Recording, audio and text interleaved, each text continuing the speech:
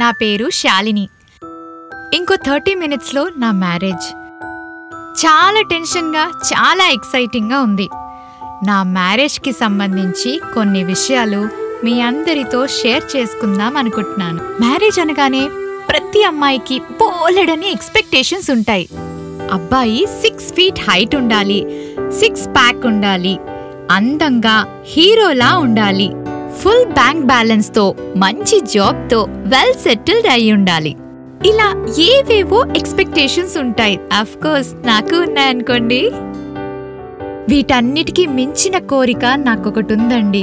ఆ కోరిక నెరవేర్చుకోవడం కోసం 99 మ్యారేజ్ ప్రపోజల్స్ ని రిజెక్ట్ చేశాను. ఇంతకీ ఆ కోరికేంటో చెప్పనా? నాకు చిన్నప్పటి నుంచి ఒక డౌట్ ఉండేదండి. వెడ్డింగ్ రింగ్ ఈ 4th finger కి ఎందుకు పెట్టుకుంటారు అని. చాలాసార్లు ట్రై చేశాను తెలుసుకుందామని, కానీ తెలుసుకోలేకపోయాను. అంతే, ఇంకా ఫిక్స్ అయిపోయాను. ఈ డౌట్ నాకు క్లారిఫై చేసిన అబ్బాయితోనే నా వెడ్డింగ్ రింగ్ తొడిగించుకుందామని. నా 100th మ్యాచ్ అతను నా డౌట్ క్లారిఫై చేసి నా కోరిక నెరవేర్చాడు.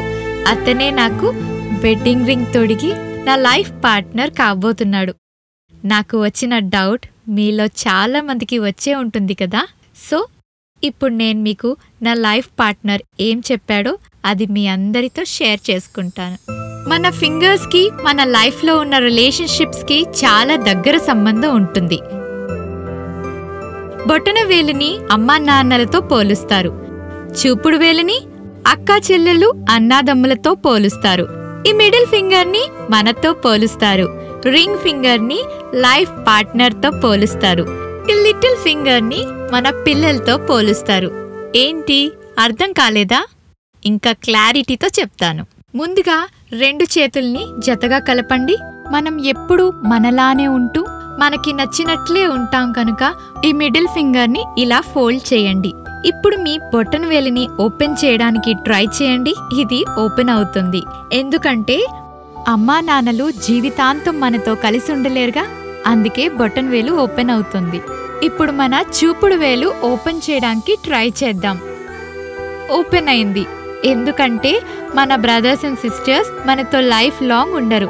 వాళ్ళు పెళ్లి చేసుకొని వాళ్ళ లైఫ్ పార్ట్నర్తో సెటిల్ అయిపోతారు కాబట్టి. ఇప్పుడు మన లిటిల్ ఫింగర్ని ఓపెన్ చేయడానికి ట్రై చేద్దాం. ఓపెన్ అయింది.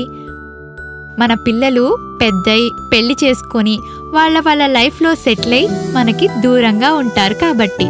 ఇప్పుడు రింగ్ ఫింగర్ని ఓపెన్ చేయడానికి ట్రై చేద్దాం.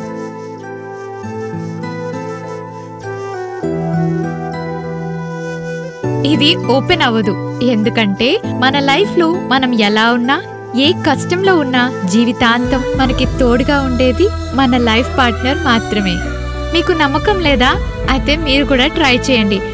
100% నమ్ముతారు. All the best.